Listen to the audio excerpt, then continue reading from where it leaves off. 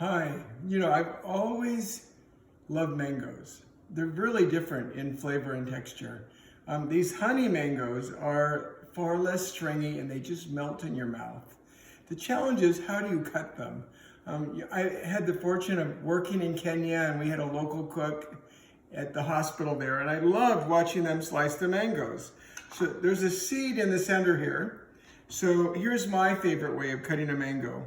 You just go along the edge and go as close to that seed as I can.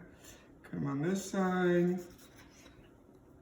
And that pops it off. So we basically get three parts: a lateral part, a center seed,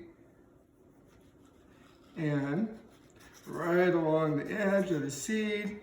And then for this, it's really simple. I just do some straight lines.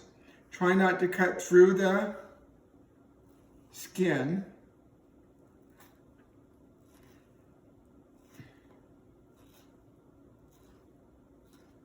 And then you just pop it. Easy. And you can eat it like this, delicious, or this makes it a lot easier to just trim these little pieces off from the skin and use it for some other use.